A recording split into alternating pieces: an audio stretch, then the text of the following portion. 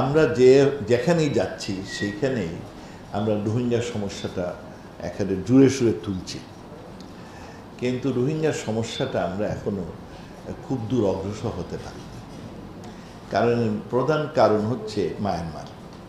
এই সমস্যা তারাই তৈরি করেছেন এবং তাদের সহযোগিতা ছাড়া এই সমস্যার সমাধানও সহজে খুঁজে পাওয়া যাচ্ছে না। তারা বারবার আমাদের অঙ্গীকার করেছেন যে তারা তাদের লোককে নিয়ে যাবেন। তাদের দেশের যিনি প্রতিমন্ত্রী